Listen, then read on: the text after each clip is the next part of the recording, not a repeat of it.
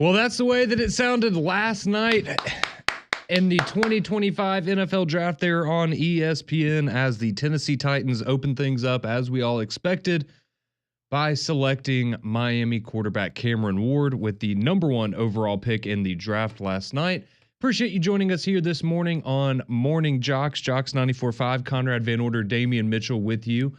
Know we saw some of you last night out at Trim Tab enjoying some of the festivities there watching the NFL draft. I don't know why Damian's giving me a look this early in the morning, but we had a great time out there. Appreciate everyone that was able to come out there, say hello, watch a little bit of the NFL draft with us and enjoy some wonderful craft beer out there. But it was a fun night with a ton to break down and even more to project ahead to today, because there's going to be a lot of I think you're going to have a lot of eyes on the draft today as well, but we do have a lot to break down from the first round of the draft, and it's an extended version of Morning JOX today because Greg and Cole are going to be out today, so Damian and I will be with you not only from 6 until 7, but from 6 until 10 o'clock this morning, so we have plenty of time to get into everything that happened last night in the NFL draft to get you set for what's going to happen today in rounds 2 and 3.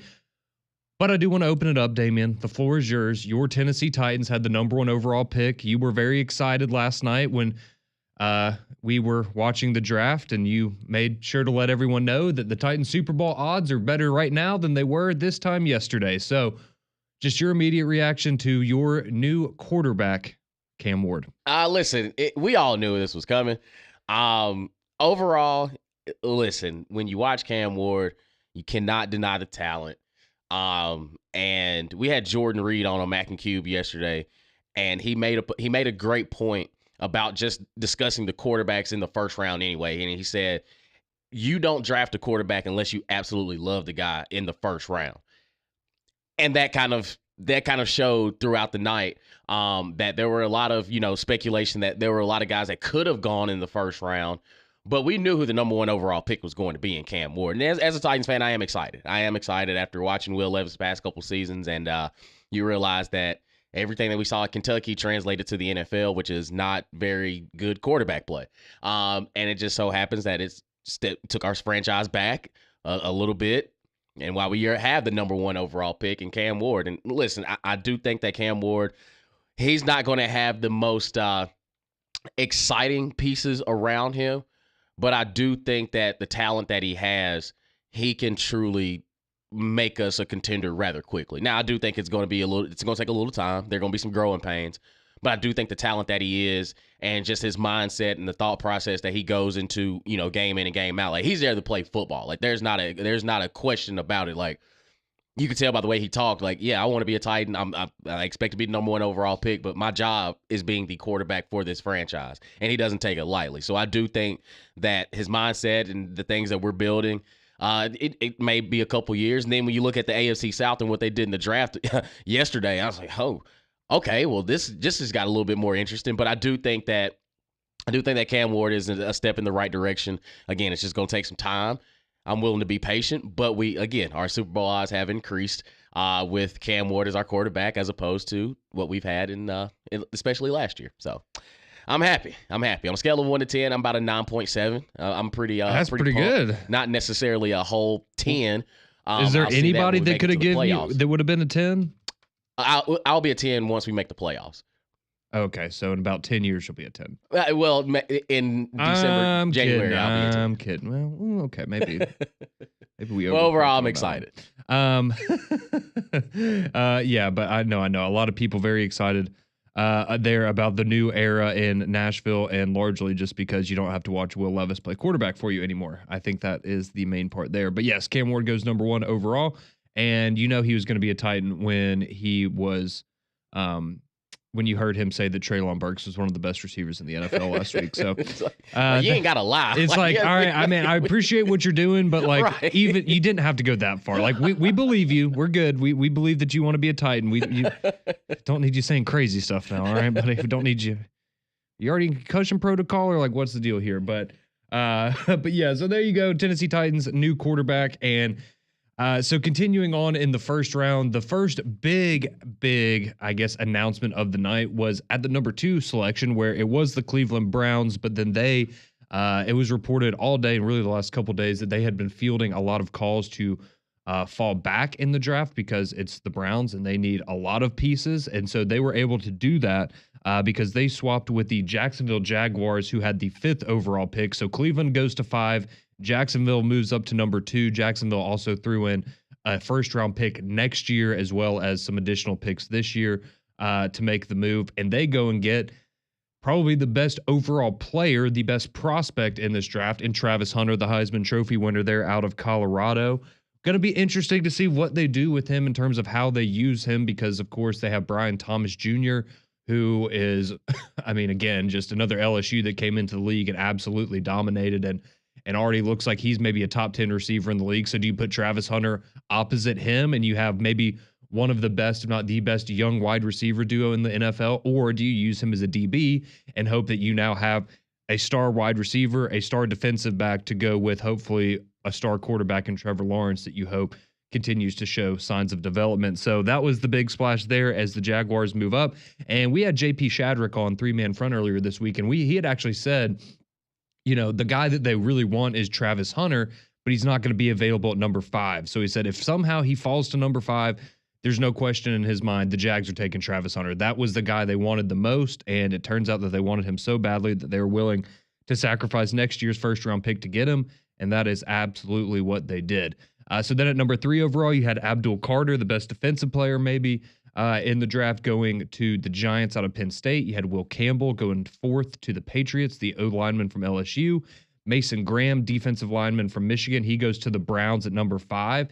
And then at number 6, you have Ashton Jeanty, the running back from Boise State. He goes to the Las Vegas Raiders. And I think that's one of the more exciting picks. And again, this is a guy that we had heard, the Jaguars were very high on him. Maybe if they hadn't been able to trade up, that's where, they would have gone. We knew the Raiders were interested. The Bears, a lot of people thought they were going to try to trade up and get Ashton Jeanty. But I think that's a nice piece there. For Vegas is very interesting with Pete Carroll, Geno Smith coming over there. They had, Brock Bowers already looks like, he's ready to take the mantle as the best tight end in the NFL after the incredible rookie year he just had. And now you've got Ashton Jeanty, who I think a lot of us are expecting to immediately be one of the best running backs in the league. So very interesting pick there. Then you have the Jets at 7. They get Armand Mimbu, the offensive tackle from Mizzou. Then the Panthers, they go and they get some help. You can't say they're not doing what they can for Bryce Young at this point, right? They went and last year they spent a first-round pick on Xavier Legette, the wide receiver. Then this year they spent a top 10 pick on Tate McMillan, the receiver from Arizona. A big body target there for Bryce Young. So, and based on what we saw the second half of the last season for Bryce Young, the Panthers are a team that a lot of people are expecting to be significantly better this year. So, no more excuses there in Carolina. Kelvin Banks, the offensive lineman from Texas, he goes 9 to the Saints. And this is where things started to get interesting because you knew if Shedeur Sanders was still available after 9, it was going to get interesting because the Saints were a team that was a popular choice to draft a quarterback, whether it was him or Jackson Dart, but they go offensive line. Then at 10, you had the Bears. They get Colston Loveland, the Michigan tight end. And I will say, when we were at Trim Tab, this is one of those picks where there was actually a Bears fan there watching it with us, and you could tell he was doing one of those, I don't agree with it, but I guess I got to get hyped up because this is my first-round pick, because we all thought it was going to be Tyler Warren. And, I mean, I like Loveland. He's a good player, but that one was a little bit of a surprise to me. And then, Tyler Warren is just his versatility.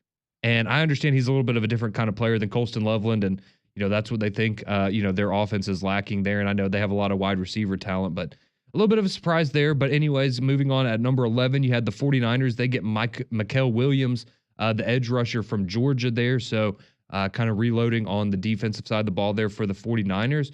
And then at number 12, the first Alabama player off the board was Tyler Booker, the offensive lineman. He is a Dallas Cowboy. An excellent decision there by the Cowboys. As we know, you can never kind of know how that one's going to go because Jerry kind of likes to make a splash and maybe make ill-advised decisions at times. But Tyler Booker there, a really nice get for the Dallas Cowboys. So that's the first Alabama player off the board. You had Kenneth Grant at 13 overall to the Dolphins, the another D lineman from Michigan. Tyler Warren, he then goes to the Colts at 14. So a new weapon there for Anthony Richardson or Joe Flacco, I guess. And you have Jalen Walker from Georgia. He goes 15 to the Atlanta Falcons. Walter Nolan from Ole Miss. He goes 16 to the Cardinals. Shamar Stewart from A&M. He goes 17 to the Bengals. So good run on SEC players there. Seahawks go offensive lineman Gray Zabel from North Dakota. Emeka Ibuka goes 19 overall. The Ohio State wide receiver. He goes to the Bucks. The Denver Broncos take Jahdae Barron there at number 20. And then the next pick everyone was waiting for at number 21, the Pittsburgh Steelers, where this is where Shedeur Sanders was supposed to go, right? He was. That's what we were all told, right? That was Jalen Milroe. That's what all the mock drafters were telling us yesterday was the Steelers were going to go quarterback here, and they go D-line. And this is when you're watching the draft, you start to get real interested because you go, are we really just going to have the one quarterback taken and it's the first pick and that's it? Buckle up. Buckle up. So they go Derek Harmon, D lineman from Oregon at 21. 22, the Chargers go running back. So who would have thought 2 running backs going in? Saquon Barkley, I'm just saying, I think he made some guys some money last night with the impact that he made on the Eagles last year. But they go Amarian Hampton, running back from North Carolina. He goes to the Chargers. Then the Packers, they draft Matthew Golden, the wide receiver from Texas, to give Jordan Love some help. And I will say, I was thinking about this watching the draft, and I don't know why I haven't thought about it in the past years. But it's got to be pretty cool to walk on stage at the NFL draft in like, this is where you're going to be. Now, maybe you look around and you're like, there's not a whole lot to do here. But besides that, you're like, man, I'm already home, right? Like, I got to get my stuff, I guess. But it's like, there's something cool about being there in front of the hometown crowd at the draft, being selected by that team, knowing that's where you're going to be playing the next few years of your career. That's cool. Yeah, like you feel the juice immediately. Yeah, like yes. It's everybody's excited that you're there. You're like, okay, I can rock with this. And no, I think that Green Bay, that's like for all the things that we criticize, other teams of not trying to build around your quarterback. Green Bay's doing that. Like they're putting all their chips behind Jordan Love. They're paying you all this money, and it's okay. We're going to give you some weapons in a division that's already tough to, it's a battle game in and game out. I think Matthew Golden, I think he's going to surprise some people because he's not going to be asked to be the number one guy, but with the speed and just the I guess you'd say the development that he has a chance to get with Jordan Love and Jordan Love officially knowing that he's the guy, I think that we're going to see that passing attack be extremely dangerous. Yeah, I mean, they've got a lot of nice guys at wide receiver. They're just all kind of lumped into that wide receiver 2 and 3 category. Right. And, like I like Christian Watson a lot, but he's, he gets hurt. He's had some injury problems and stuff. But Matthew Golden there, maybe the number one guy now for Jordan Love there in Green Bay. Then at 24, you had the Vikings. They went Donovan Jackson, offensive lineman out of Ohio State.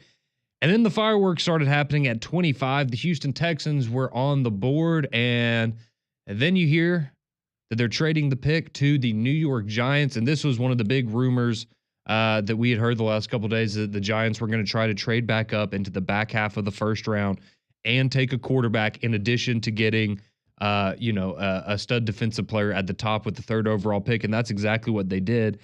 So the Giants got pick number 25 last night. And in exchange, the Texans got pick number 34, pick number 99, and a 3rd round pick next year. And the Giants selected Jackson Dart. Yay. Hottie SEC. toddy, baby. Hottie toddy. SEC, baby. Not Shedeur Sanders, not Jalen Milroe, but Jackson Dart, the second quarterback off the board there. He now joins Russell Wilson and Jameis Winston in that quarterback room. That is quite an assortment of talent, I guess we will call it. But the good news for Jackson Dart as well is you're not going to be expected to start this year, right? Now, maybe if you go out there and you're the best player, right? You're going to play, but this gives you some wiggle room to learn, and we can make all the jokes we want, but they have good experience, Russ and Jameis, and they can, help a young guy along the way. And so then maybe next year it's his turn to take over the reins there. But Brian Dable gets the guy that he wanted there at 25. Then you had another trade where the Atlanta Falcons moved back up into the first round. So they traded with the LA Rams there at number 26. And your man, they're not going quarterback again after the Michael Penix thing, right? No, they're not. But they did go and trade up and get James Pierce out of Tennessee, the edge rusher, who at one point we thought might be the number one overall pick in the draft going into the 2024 college football season. I thought that was a really nice pickup there by the Falcons to trade back up and get him. That dude is an elite talent. And again, the Falcons just in the spot where they looked at it as, hey, we want to bolster our defense. So you got two guys in Jalen Walker from Georgia and James Pierce from Tennessee who have wreaked havoc on the SEC for years. And I thought that was a really nice pickup there. You did have to pay a lot. You did have to give up your first round pick next year to move back up to that spot, but a nice pickup there for the Falcons. Then at 27, you had Malachi Starks of Georgia going to the Ravens. Of course, the Ravens continue to just kill it when it comes to drafting defensive backs. That is their forte, and they did it again last night. Then you had the Lions at 28. They go Tyleik Williams, defensive tackle from Ohio State. The Commanders at 29 go Josh Connerly, offensive lineman from Oregon. At 30, you had Maxwell Hairston, the DB from Kentucky. He goes to the Buffalo Bills. At 31, you had, this was weird. This one caught me off guard, right? Because you had the Eagles and Chiefs. They traded picks at 31 and 32. And I think we all knew the Chiefs were going to go offensive line. So I don't know why the Eagles, I guess they were worried that the Chiefs were going to take their guy, and their guy was Jahad Campbell, the linebacker from Alabama. So Roll Tide did that. Not a bad landing spot to go to the defending Super Bowl champions. But you do have to play with a lot of Georgia players. So, I'm sure that'll be a fun conversation in that locker room. But Jahad Campbell, he goes to the Eagles at 31. And then at 32, the Chiefs take Josh Simmons, offensive lineman from Ohio State. So that was your first round of the NFL draft. And as you probably noticed, there was no Shedeur Sanders, no Jalen Milroe. A lot of big name players still available after the first round. So we will dive into that. We're going to go take a break real quick. When we come back, some of your reactions coming into the first round of the draft, but we also have to discuss some disappointment going around with some players not selected last night that we thought. What are their outlooks for later on today? And what are some of the best available going into day 2 of the NFL draft? We'll cover all that for you when we return here on the Friday edition of Morning JOX on JOX 94.5.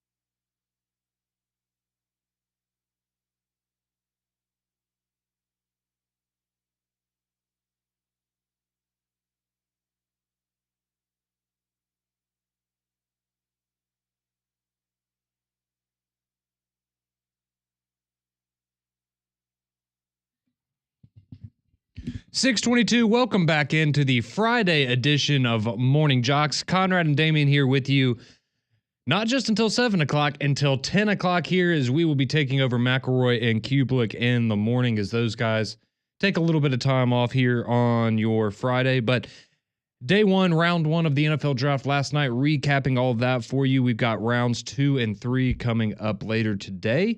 We also have the Birmingham Stallions, that game going on tonight against the Memphis Showboats. You got the Braves back in action tonight as well. So we got a lot of things going on this weekend in the world of sports. But before we get back to the NFL draft stuff, how about real quick here? If we're talking in beer pong terms, Alabama would be heating up right now because this is back-to-back days that Alabama gets a guy out of the transfer portal, and it is also the second day in a row that they get a tight end out of the transfer portal, as it is Mr. Brody Dalton. Come on down. Let's go. The Troy Trojans tight end. He becomes the latest addition there to the Alabama Crimson Tide. So tight end, a spot that, or a position group that we had talked about being very, very thin, especially in the spring. They had a lot of guys that were injured.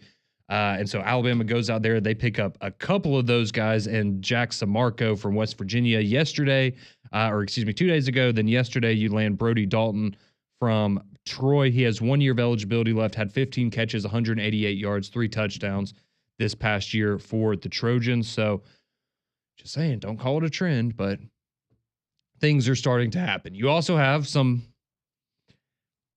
something that was a rumor for a few weeks that has now become a reality in the transfer portal, and this is on the basketball front for Alabama. But there's going to be a familiar face on campus today. So if you're down there in Tuscaloosa and you go, hey, that looks like Rylan Griffin, that's because Rylan Griffin is going to be on campus today making a visit with his former team, the Alabama Crimson Tide. What? Yep, the Kansas transfer. Yep, he is visiting Alabama today. Not much has changed since he left. But okay.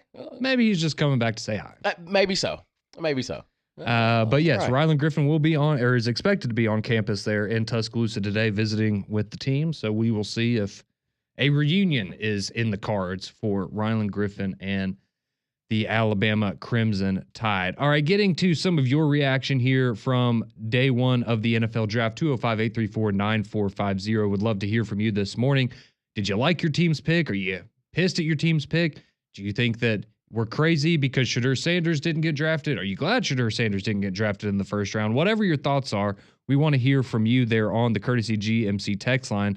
So someone here, they chime in this morning. They say, just because your team needs a quarterback doesn't mean you take one for the sake of taking one in the first round. If you miss on a first-round QB, it sets you back even further. To draft a quarterback in round one, you need to have zero doubts in it that it's your guy. The Saints did the right thing. Look to quarterback next year with what I'm sure will be another top 10 pick and a much better quarterback class.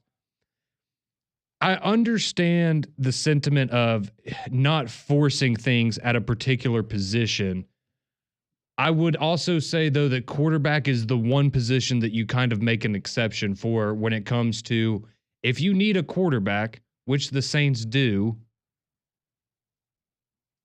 that's the one position where if you overdraft, people aren't really going to bat much of an eye, right? Because people overdraft the quarterback position all the time in the NFL. And so I understand, look, if you really didn't like any of the guys that were on the board, or you feel comfortable enough with maybe all three of, Shedeur, Jalen, and Jackson Dart to where, okay, well, if we can get one of those guys in the second round, we're happy with that, and we'll just take whichever one falls to us potentially. Maybe that's your strategy there. But, if you want to ride it out for another year with Derek Carr, I understand, if that's the way you want to do things. But I guess I just look at the quarterback spot. If you need a quarterback and you see there's a guy there with potential, I think you go for it. Because you can't tell me that the Colts, were 100% sure that Anthony Richardson was going to be a hit, right?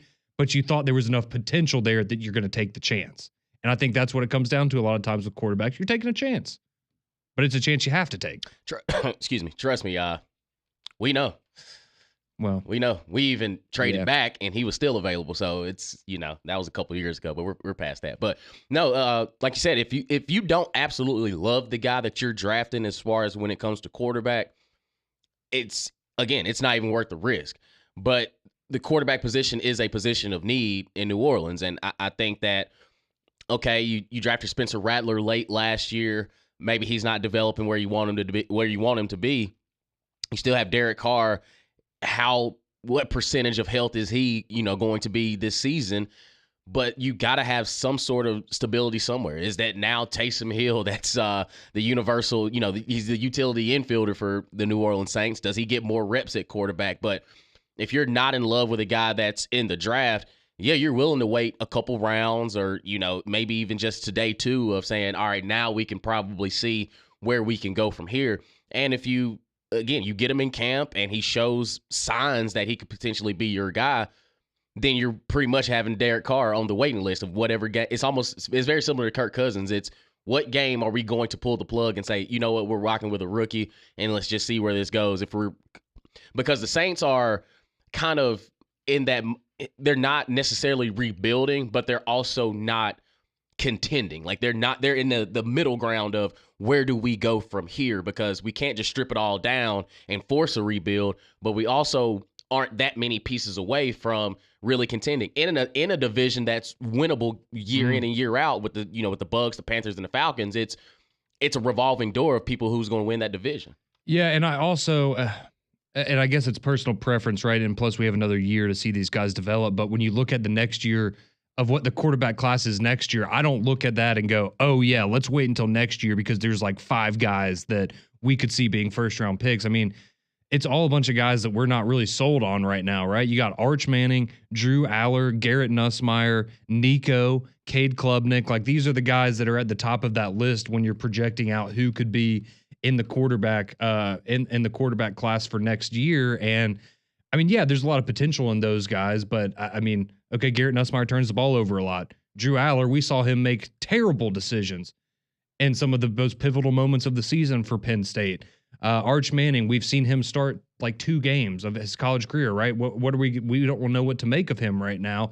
Nico speaks for himself, right? And Cade Klubnik's a guy that I think we're all really high on now, but he looked like he was a bust for the first few years of his career. So I just maybe, the Saints really do like one of those guys. It's just, I guess I'm just of the mindset you got to take risks in the NFL. And if you don't have a legitimate quarterback, you can't compete at a high level. We all know that. And I know it's risky, but you got to do what you got to do. Let's see. Someone says James Gladstone with some big moves last night there. Yes, that's the new GM for the Jaguars who, if you remember when he got hired, everyone was like, who is this guy? He looks like he's about 22 years old. He certainly made a splash last night, and he identified somebody that they wanted, and he went and got him in Travis Hunter there at pick number 2. Somebody reminds me, Joe Flacco not on the Colts anymore. Daniel Jones is. Oh, that's worse. Even worse. That is worse. I forgot. Joe Flacco's with the Browns now, right? Yeah, absolutely. That's right. I knew he re-signed somewhere recently. I forgot. Hard to keep up with that guy. Let's see. Somebody else, they chimed in.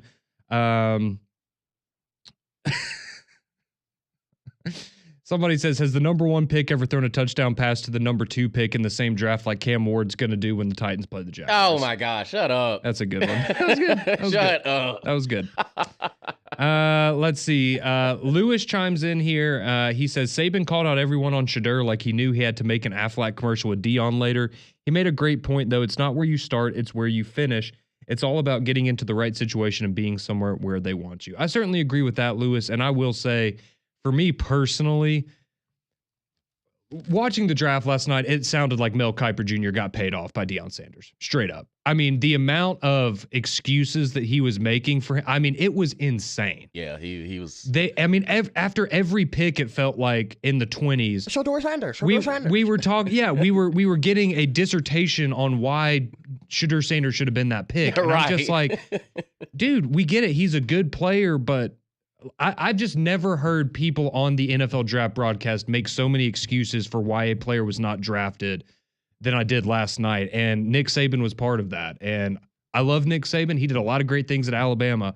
But I mean, I agree with you, Lewis, man. It's like, come on, dude. Like, let's try to be a little like, you like this kid more than your own Alabama players. Like, he was sure as hell wasn't talking about Jalen Milroe like that. Nope. I mean, come on, dude. I thought that was, I'll be honest, I thought that was a bad look for the NFL last night. I thought they handled that very poorly. But, if you disagree with that, feel free to let us know. But we'll talk a little bit about that. Shedeur Sanders, he released a statement last night, a little video after not being selected. He's going to get picked today. I mean, let's be real. He's going to get drafted today. It's just a matter of where and when. I would expect very early on in the second round, he will probably be selected, but he didn't get picked last night.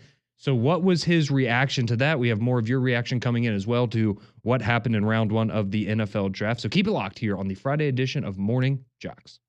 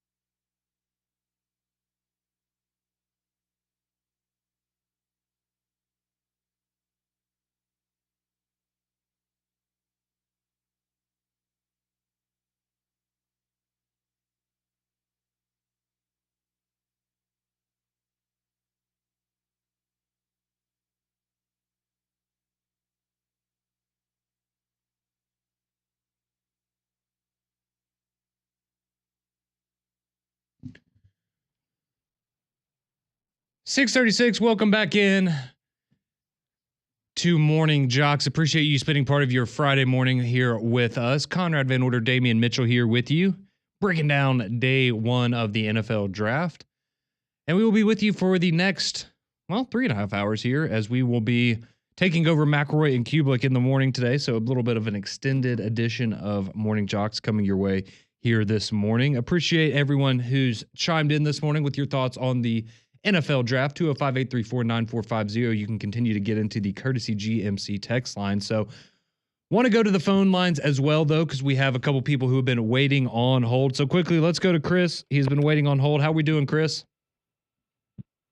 Is that really a trick question? You saw me last night. I wasn't a very happy camper. Well, I didn't know if a good night's rest had helped smooth things over, but I guess not. Maybe you didn't sleep at all last night. The definition of insanity is repeating the same thing and expecting a different result. The New Orleans Saints have drafted an O-line, D-line position player for the past 6 to 7 drafts. And the thing about let's go back and turn to the stock market. The thing about the stock market is, at some point, you would hope that your investments come back in for your betterment, right? Right. You've literally let go of Marcus Davenport. Peyton Turner might not be there that long. You have Eric McCoy. You probably had to restructure that contract. Trelise Foggy, you just got. Adarius Pete, been gone. Trevor Penning, is he panning out the way you hope? And then you win and go, I'll get an offensive tackle. I'm not saying get Shador, but my God, Malachi Stark is right there. Well, okay, let me ask you this, Chris. So y'all have the 8th pick today, the 40th overall pick. If the Saints get a quarterback there, whether it's Shador, Jalen Milroe, whatever, will that make you feel better about picking an offensive lineman in the first round? Will that make it all better? Who'd say Shador would even be a thing? Because guess what? The Browns already got 2 picks ahead of you. So that ship has been sailed. Okay? I mean, most likely. Okay, then how about Milroe? Would you be happy with Milroe in that spot? Fine, I'll take him. I'll gladly take him. It's just him or Dylan Gabriel. It's just can Mickey Loomis and Gail Benson not do what I expect them to do every single year, day in and day out? You literally at one point had a damn stat of 116 minutes and 38 seconds without scoring an offensive touchdown because you're constantly going 3 and out every time you touch the ball for 2 whole games. Yeah, it's yeah, I know it's been rough for your Saints fandom, Chris. Danny was probably laughing the whole time because I heard Pat saying, "You like that, huh?" When me crashing out. You're a sad man, baby. You're a sad man. Well, Chris, we appreciate you calling in. Hopefully you have a better luck today, and you're happy with the Saints selections there, as they will be on the board with the 8th pick today in the second round, maybe looking for a quarterback there. All right, quickly, let's go to Bo in Haleyville. He wants to weigh in on the draft. What's up, Bo? How you doing? Good morning, guys. Good morning. One thing is, I'm just curious how many times the guys went from 0 stars, like Cam Ward, to the number 1 overall pick. Number 2, congratulations to Alabama, 17 years in a row, first-round pick. Yep. And number 3, I just got off an important phone call with President Trump and Clay Matthews, and he wanted me to let the whole world know that Auburn still sucks. Thank you, Bo. I see what you did. You're doing what Clay Matthews did last night. Yeah, I see what you're see what you're doing there. Okay. Row Tide. But yeah, 17 straight years there for Alabama with a first-round pick. They had 2 players go in the first round yesterday. If you missed it, Tyler Booker went to the Cowboys, and Jahad Campbell went to the Eagles. So the good thing is they'll get to see each other twice a year for the foreseeable future. So should be interesting. Brotherhood, right? All right, so that's what's going on. You do have the second round of the draft coming up later on today. Quickly, at the top of that, you're going to have the Browns. They have the first pick. As if you just heard Chris say, they do have 2 picks early on. So the draft order early on is going to go Browns, Texans, Titans, Browns again, Raiders, Patriots, Bears, Saints. That's your first 8 picks of the second round. Will we see multiple quarterbacks go in that group? That's a popular belief. I would expect at least one of them in Shador or Jalen Milroe to fall in that grouping, but a lot left to see there as well. All right, let's go quickly back to some of your text here at 205-834-9450. Let's see. Jamie texting in saying, why didn't we get a defensive player? We meaning the Saints. Well, I guess because I'm telling you, maybe the Saints feel confident that they can get their guy in the second round, and they wanted to go ahead and get offensive line in the first round because you knew that type of talent wasn't going to be available. And, maybe you felt like, whatever the grade you had on those quarterbacks was not worthy of a top 10 pick. Let's see. Fanboy, he chimes in. He says, love what the Falcons did last night. Yeah, if you missed it, they got a couple of dogs from here in the SEC and James Pierce and Jalen Walker from Tennessee and Georgia, respectively. So, yeah, I thought that was a great move, Fanboy, trading back up into the first round. You had to give up a lot for it, but hey, if those are the guys you wanted, I applaud them for going and getting that done. Let's see. Somebody said, I have receipts, humble pie for Shedeur Sanders last night. Yeah, it was a little bit of that. All right. So how about we listen real quick? So this was last night. Shedeur Sanders, if you missed it, he had some crazy setup there at a house in Texas where he was watching the draft with his family. Coach Prime was there with him. So Shedeur Sanders does not get selected in the first round of the draft. And this is the message that he had for his friends and family after not being picked in the first round.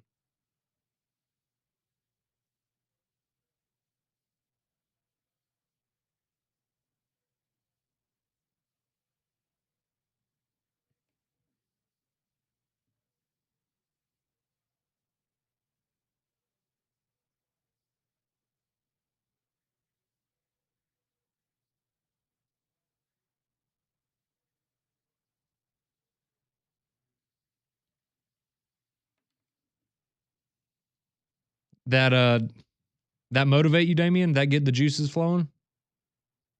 I mean, not really, but it's.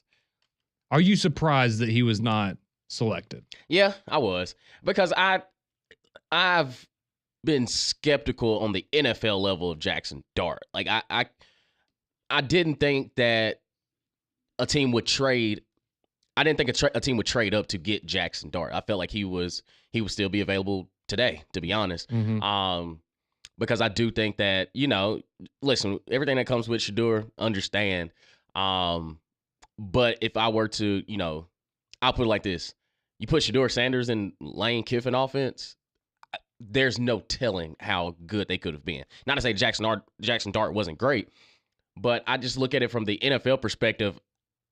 If you were the Giants, maybe just locker room dynamics, maybe just the quarterback room, you already got two personalities with Russ and Jameis. You not want to throw Shedeur because the New York media would just eat you up after every, incomplete pass that Russ threw or any incomplete pass that Jameis Winston threw. And, they'll be waiting on Shedeur. But, yeah, I came away kind of surprised, especially at 21. I think the Pittsburgh Steelers, once they didn't take him, it was, okay, yeah, he's definitely not going first round because nobody else after the Pittsburgh Steelers necessarily needed a quarterback. Yeah. And, again, to see what the New York Giants did in trading up and getting Jackson Dart, it was just, okay, well, this is just how it's going to be. So I'm interested to see where he goes today. I do think he goes today. But, just wherever you go, man, just ball out. That at this point, is you listen. You have no control. That solves everything, right? You go somewhere, you play well. No one's going to remember exactly when you got drafted. Necessarily, they're going to remember what you do from this day moving forward. So, going to be interesting to see what happens with Shedeur Sanders later on today as the second round of the NFL draft will kick off here. All right, we're going to take a quick break. Come back, get more of your reaction. What's going on round one? Your reaction. Some of you asking, what do y'all think of my team's picks? A lot of you maybe not happy with who your guys selected and hoping for a better day today. So we'll hear more from you. 205-834-9450. You're listening to the Friday edition of Morning JOX.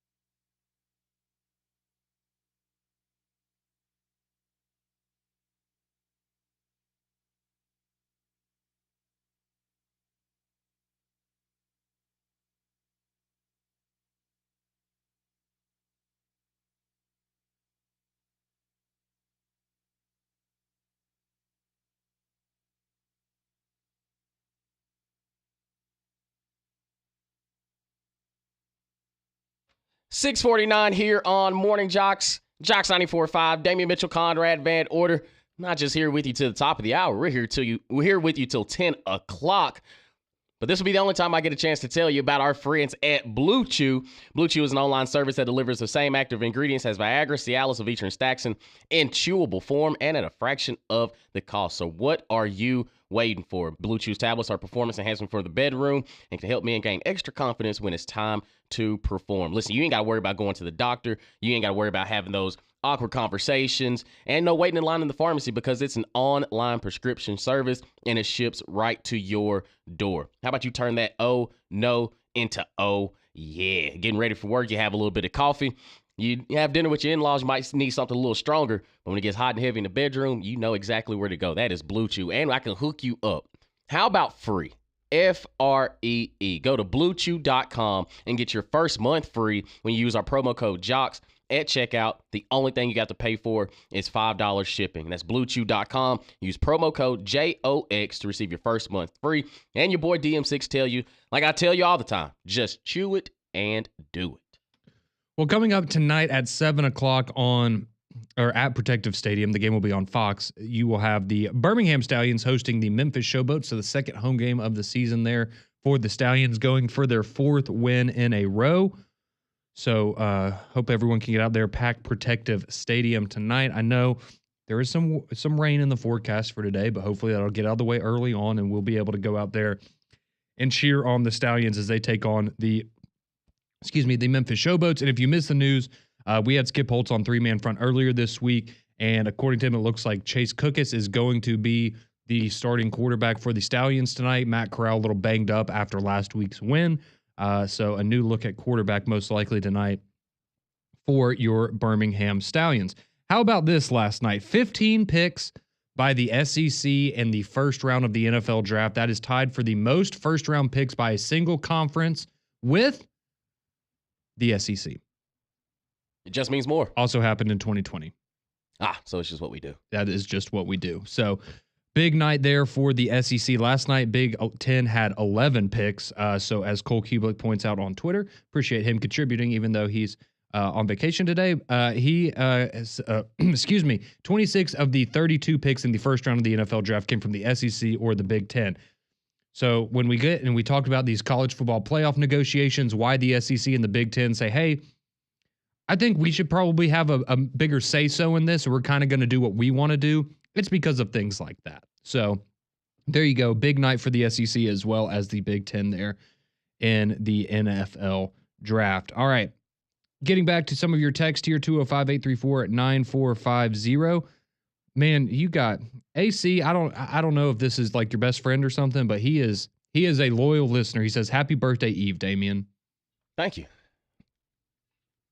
It's kind of one of those I don't know what to do with my hands moments. Like, oh yeah, thank you.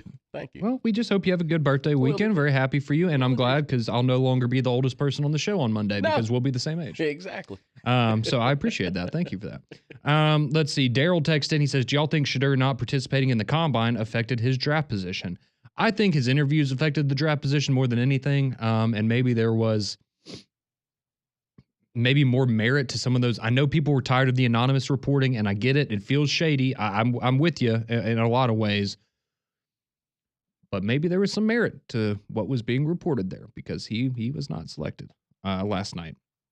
Let's see.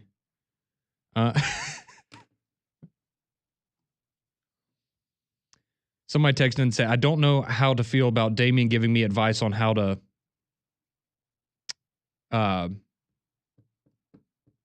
never mind." All right, Landrum. Election, but not in L. Oh, boy. Yeah, I was trying to think of a way that I could say that. Hey, man, get your first month free. Get your first month free, dog. There you go. That's the plug right there. Promo code JOX.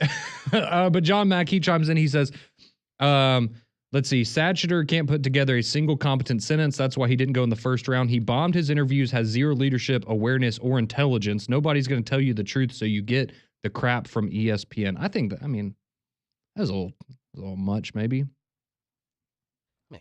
Sounds like that was personal, right? A little bit. Again, just watch him play. I'm not. Yeah, I mean, I don't necessarily like his attitude. I'm not going to insult the guy's intelligence. He's a pretty good player. Like, he Right. seems to know what he's doing out there. Let's see. John chimes in. He says, the Ravens getting Malachi Starks is perfect. Him and Kyle Hamilton just made the Ravens secondary scary nasty. Yeah. Yeah. That's a perfect fit. And then you got Marlon up there Yeah. in front of, they're nasty. Harbaugh knows what he's doing. Absolutely nasty. Let's see. Drake asked, do you guys think that my 49ers made a good pick? Yeah, I think Mikael Williams, I mean, that's a dog. Yeah. And that's what you need, right? If you're the 49ers, you need to keep reloading there. Maybe get another wide receiver today. And again, I think the 49ers are in line for a bounce back season this year. So appreciate all of you chiming in. We will get to the rest of your text because, oh, buddy, we're not going anywhere. 3 more hours. Conrad and Damian, they're coming up next. Oh, wait, that's us.